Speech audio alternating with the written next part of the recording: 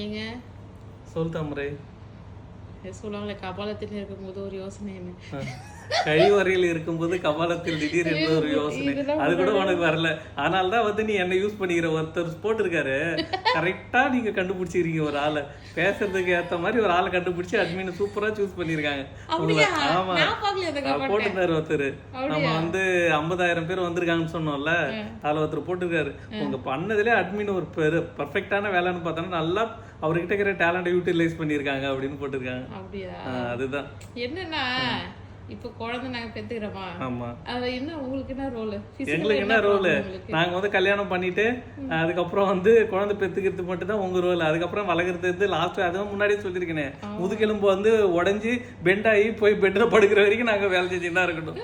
உங்களுக்கு வந்து முதுகுல ஊசி மட்டும் தான் போடுவாங்க, நாங்க முதுகே இல்லாத அளவு வரைக்கும் உழைச்சின்னு தான் இருக்கணும். நிறைய பேர் பாக்குறோம், ஒருத்தர் வயசானவர் 100 வயசுல பணமரம் ஏறி அவங்க ஒய்ஃபை காப்பாத்துறாரு. நீங்க ஏறுவீங்களா 100 வயசுல பணமரம்? இதுல இருந்து சொல்றப்ப எனக்கு என்ன ஞாபகம் வருதுன்னா, தாய்மார்களுக்கோசமே இப்ப பேசணும்னு தோணுது எனக்கு. ஏன்னா முத மாசம் கல்யாணம் ஆனதுமே ஏதாவது விசேஷமா மாமியார் வீட்டுல இருந்து சரி, நம்ம வீட்டுல இருந்து சரி, என் பொண்ணு வந்து தலை குளிச்சிச்சா தலை குளிக்கலையா, தலை குளிச்சா குளிக்காட்டா நாம உட்காந்து இருப்போம். எனக்கு என்ன ஞாபகம் வருதுன்னா, முத குழந்தை வந்து பிறகுறதுக்கே ஒரு கேப் விட மாட்டாங்க நம்ம ஊர்ல எல்லாம். கல்யாணம் ஆனா குழந்தை வந்துடணும், அதுதான் இது. நாம சின்ன வயசுல என்ன நினைச்சோமோ அதே மாதிரிதான், கல்யாணம் ஆனா குழந்தை வந்துடணும், இதுதான் ஊர்ல கான்செப்ட். அப்பயும் ஒரு பிரேக் விட மாட்டாங்களா. கல்யாணம் வந்து என்ன பண்ணுவாங்க, ஹாஸ்பிட்டலுக்கு போனா முத மாசத்துல இருந்து கன்சீவ் ஆனதுல இருந்தே மாத்திரை கொடுக்க ஆரம்பிச்சிருவாங்க. இது வந்து ஊட்டச்சத்து மாத்திரை, இது வந்து இரும்பு சத்து மாத்திரை, இது வந்து சுகருக்கு தடுப்பு மாத்திரை, எல்லாத்துக்கும் மாத்திரை தான். ஆனா லாஸ்டா பார்த்தனா ஒய்ஃபோட பாடி ஃபுல்லா மாத்திருவாங்க, அதுதான் மாத்திரை கொடுத்து மாத்துறது.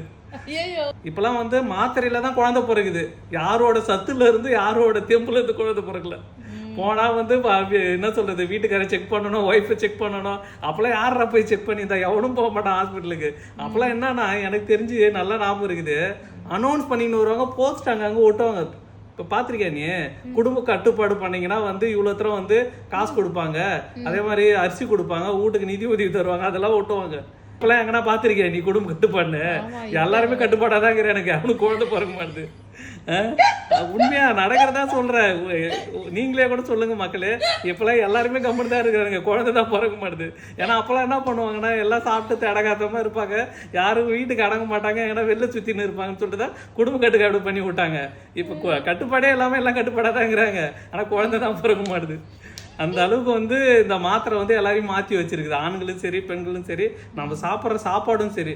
அது ஒருத்தவங்க சொன்னதே எனக்கு ஞாபகம் வருது. என்ன சொன்னாங்கன்னா, ஊர்ல எல்லாம் நம்ம சாப்பிட்டோன்னா அந்த கத்திரிக்காய் போட்டு குழம்பு வச்சோன்னா அவ்வளோ டேஸ்டா இருக்கும், ஆனால் இப்போ இங்கெல்லாம் நம்ம சாப்பிட்ற சாப்பாடு அப்படி இல்லைன்னாங்க.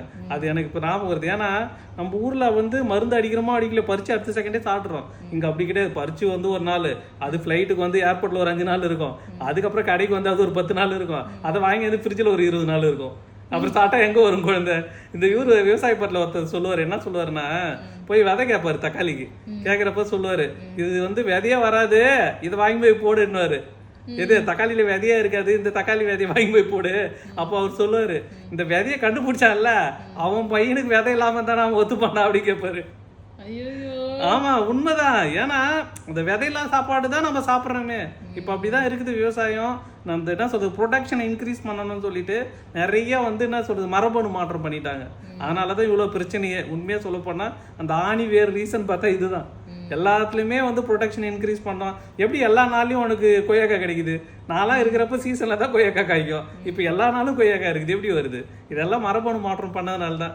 ஓகே மக்களே, ஓவராலா வந்து ரீசன் வந்து பாத்தீங்கன்னா குழந்தை பிறக்காததுக்கோ இல்லை எல்லாரும் கஷ்டப்படுறதுக்கு ரீசன் பாத்தீங்கன்னா அந்த ஃபுட்டு ஒரு ரீசன். எத்தனை பேர் அக்ரி பண்றீங்கன்றவங்க கமெண்ட்ல சொல்லுங்க, ஓகேங்களா?